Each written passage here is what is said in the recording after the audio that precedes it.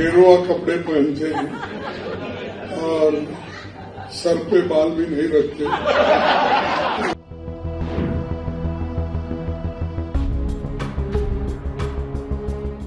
ऐसे एक नेता है जो बीजेपी ने पैदा की है।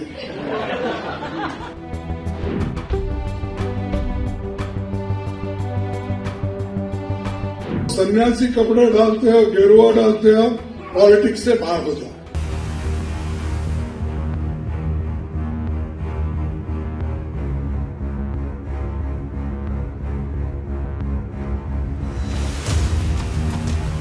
अगर साधु राजनीति में आ रहा है तो उससे बड़ा तो एक सौभाग्य किसी भी जो राज्य का नहीं हो सकता है। मल्लिकार्जुन खड़गे नाम से लगता है कि वो हिंदू हैं, लेकिन काम से नहीं लगता कि वो हिंदू। देखिए, कांग्रेस के नेता जिस तरह का बयान देते हैं, इन्हें अपने शब्दों पर संयम बरतना चाहिए।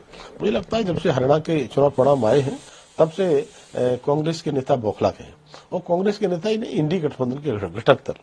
और माननीय प्रधानमंत्री जी ने कहा है कि एक रहेंगे तो सेफ रहेंगे, तो इसमें कोई जो है समस्या नहीं है, परिवार हो या समाज हो। और मुझे लगता है कि झारखंड के चुनाव की स्थिति मैंने जो देखी है, बांग्लादेशी घुसपैठिए मापरा के आदिवासियों की बहन बेटियों के साथ में जो शादियां करके और जो है उनके आरक्षण का दुरुपयोग करने का काम कर रहे हैं। मुस्लिम आबादी लगातार बढ़ रही है, आदिवासियों की संख्या लगातार घट रही है। ये बांग्लादेशी घुसपैठिए अन्य अन्य क्षेत्रों में भी इस प्रकार का काम, तो ये उनको जो है बढ़ावा देने का काम करते हैं। और मुझे लगता है कि ये उनके वोटर के रूप में बनेंगे, इसलिए उनको सपोर्ट करने का काम करते हैं। तो माननीय प्रधानमंत्री जी ने कहा है कि एक रहेंगे तो सेफ रहेंगे, मैं भी इस बात का समर्थन करता हूँ। गिरुआ वस्त्र धारण करके राजनीति में आ गए हैं, उनको निकल जाना चाहिए। खड़गे साहब राष्ट्रीय पार्टी के अध्यक्ष हैं कांग्रेस, और जिस प्रकार की उन्होंने भाषा का इस्तेमाल किया ये उचित नहीं है।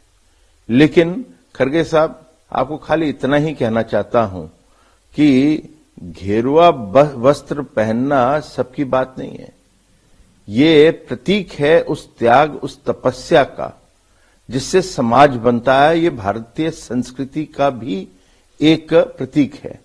और जब समाज को जोड़ने की बात होती है तो ऐसे ही व्यक्ति निकलते हैं और जो सनातन धर्म को आगे ले जाते हैं। स्वामी विवेकानंद जी भी उसमें से हैं।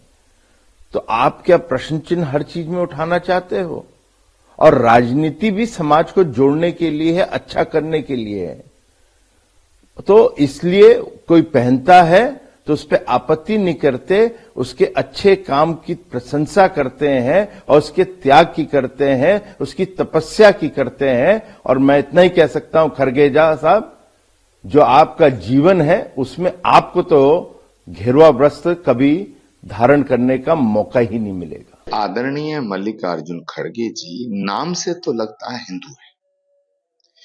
मल्लिकार्जुन खड़गे नाम से लगता है कि वो हिंदू हैं, लेकिन काम से नहीं लगता कि वो हिंदू है। पहले खड़गे जी को बताना चाहिए कि वो हैं कौन, हिंदू हैं या नहीं है। क्योंकि कोई भी हिंदू संत महात्माओं का अपमान नहीं कर सकता। और जिस तरह खड़गे जी बयान दे रहे हैं उससे लगता है कि उन्हें सनातन से चिढ़ है, उन्हें सनातन से बैर है। और जो सनातन से बैर रखता है उसका भारत में मुझे नहीं लगता कि उसको राजनीति करने का अधिकार है।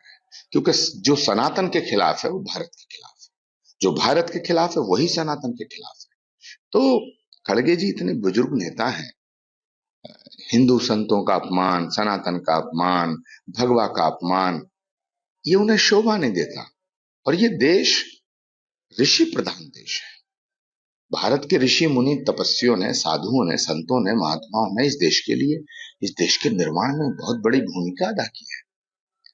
तो जो हिंदू होगा वो हिंदू संतों का अपमान नहीं करेगा।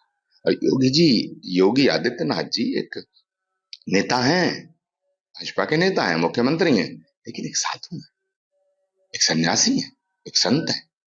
उनके विषय में इस तरह की हल्की टिप्पणी करना मल्लिकार्जुन खड़गे जी को शोभा नहीं देता। राज्य हुए हैं, सब में गुरु परंपरा रही है। साधु संत जरूर होते थे। रामचंद्र जी में गुरु वशिष्ठ थे, विश्वामित्र थे।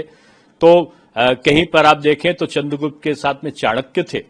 तो कहीं आप कोई भी राजा का इतिहास उठाएं जिसने जो चक्रवर्ती रहा हो, सूर्यवान रहा हो, उनके वहां गुरु की परंपरा हमेशा रही, यानी ऋषि और मुनियों का जो सम्मान था वो भगवान के सम्मान रहा है। इसलिए अगर साधु राजनीति में आ रहा है तो उससे बड़ा तो एक सौभाग्य किसी भी जो राज्य का नहीं हो सकता, क्योंकि साधु का अपना कुछ नहीं होता, समाज ही उसका सब कुछ होता है। साधु की कोई जात नहीं होती। ये जो आज जाति पात में बांट रहे ना, टुकड़े टुकड़े में करने की जो कोशिश कर रहे हैं लोग, ये अपने आप में समाप्त हो जाए।